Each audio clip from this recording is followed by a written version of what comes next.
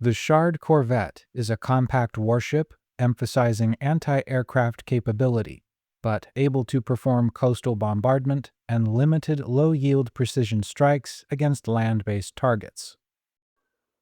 Its mix of direct fire and missile ordnance provides for multiple layers of effective defense against all aerial threats, granting the Shard impressive airspace denial capabilities. While fast and maneuverable, the Shard's light armor and radar targeting systems make it vulnerable to low-yield saturation attack and electronic jamming. Adaptable as both a fleet escort and coastal patrol ship, the Shard makes up for its limited operational range with a wide variety of tools to engage targets across the full combined arms spectrum, though it's strongest when attacking aircraft or inbound missiles.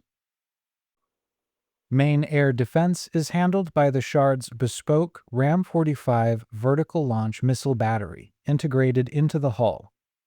Operated via the Shard's onboard radar system, the Ram-45 battery is omnidirectional and can engage multiple targets simultaneously out to a 15-kilometer maximum limit. While considered medium range, the Ram-45 is exceptionally accurate and capable of high-altitude or high-velocity intercept. These traits make the Shard effective at airspace denial and missile defense roles, though it's unable to lock targets below 20 meters altitude. The most flexible weapon available on the Shard is a 57mm autocannon, firing dual-function shells. It protects all forward angles from roughly the ship's 8 o'clock position to its 4 o'clock position. Effective against heavy armor and all aircraft, the cannon is fast-tracking and very accurate. This allows the Shard to conduct effective bombardment of stationary targets out to a 15-kilometer range. Against aircraft, the cannon is most effective between 7 kilometers and 2 kilometers, though predictable tracks can be effectively engaged out to a practical limit of about 10 kilometers. 57mm shells are too small to intercept, but are lower velocity and slow flying, allowing for effective evasion at the edge of its practical range. This weapon can easily dispatch cruise missiles and large bombs with enough warning, but is unable to deal with small or high supersonic ordnance.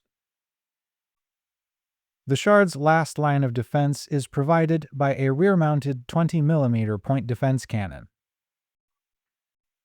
This rear-mounted turret covers angles from the ship's 9 o'clock to its 2 o'clock position, and cannot engage targets approaching outside this range.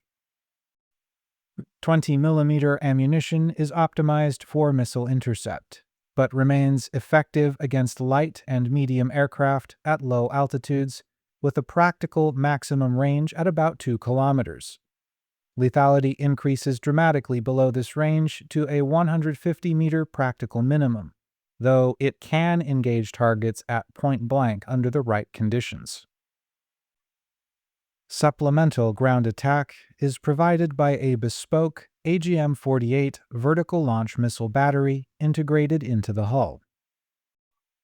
This weapon system provides for high-precision engagement of medium and light armored targets where collateral damage is of concern. The AGM-48 loses some of its effective maximum range to accommodate a vertical launch, but retains its trademark accuracy and evasive optical guidance package. The Shard features a comprehensive fire control radar system effective to the Ram-45's maximum range of 15 kilometers, but capable of pinging targets from further away. The Shard lacks a true long-range, over-the-horizon radar system, making it reliant on other ships or aircraft to extend its vision or mark targets obscured by terrain. Equipped with a small, stern-mounted landing pad, the Shard is designed to support and be supported by small or medium helicopters and VTOL-capable aircraft. While not specifically rated for the task, landing facilities have been able to receive aircraft like the Vortex and Medusa, though this is considered a high-risk operation and not recommended under typical conditions.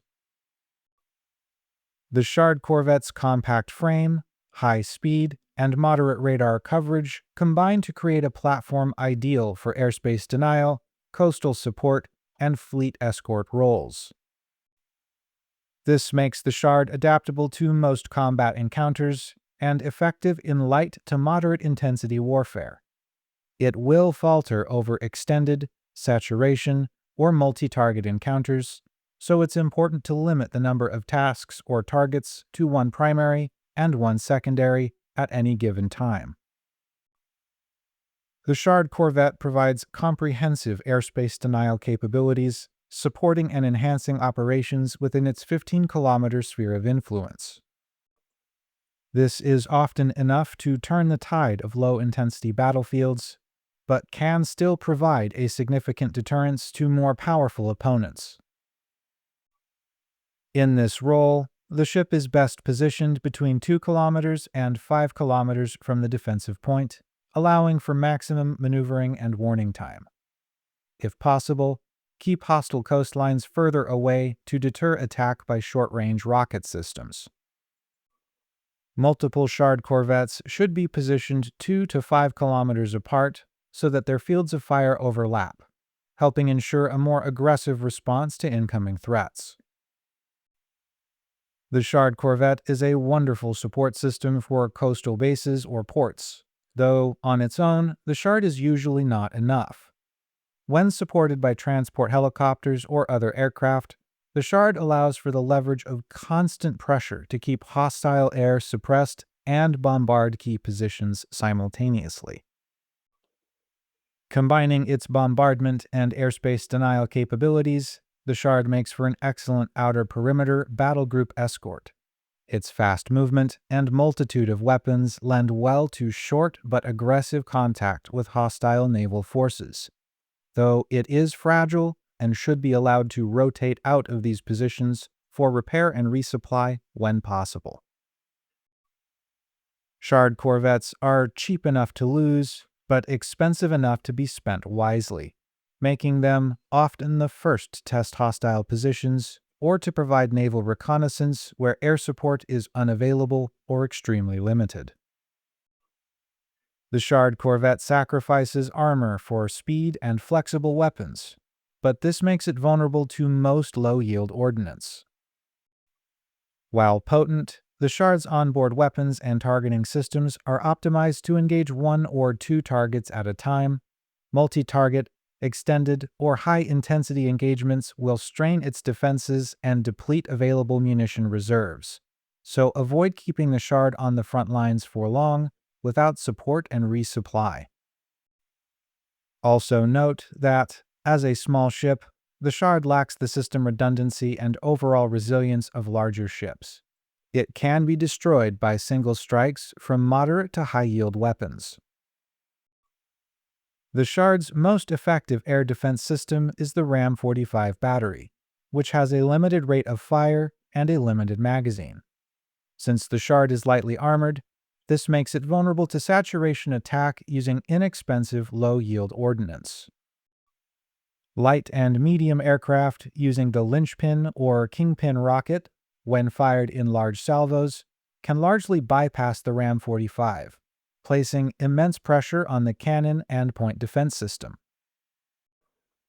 Saturation rocket attacks pose a high risk to the marking aircraft, since rockets require sustained laser guidance to track and kill their target. Any marking aircraft is vulnerable to retaliation during the strike, so this method has an overall lower success rate than other, more advanced tactics. The most effective saturation attack is via sustained bombardment from the 76mm guided autocannon, which offers the ability to engage Shard Corvettes at the edge of their effective maximum missile range. While individually insignificant, the 76mm guided shell can pierce the Shard's thin armor and destroy key weapon systems, eventually allowing for the ship itself to be destroyed or disabled.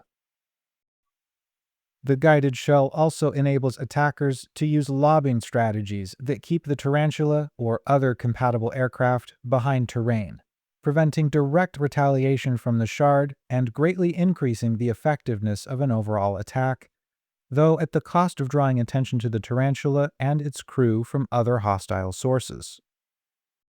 While effective, this method is also reliant on tactical data to be streamed in over data link from another source that can see the target. If electronic warfare options are available, the Shard becomes vulnerable to attack via longer range and higher yield ordnance. Once defensive radar is lost, the Ram-45 becomes utterly useless and must rely on its cannon or PDC for main defense.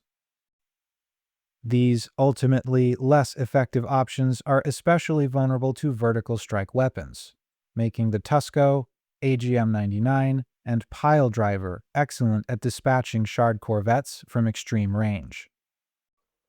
With extended radar jamming support, the ARAD, AGM-68, and guided bombs are also effective at destroying these ships, though multiple weapons are often required in order to overwhelm the PDC and main cannon.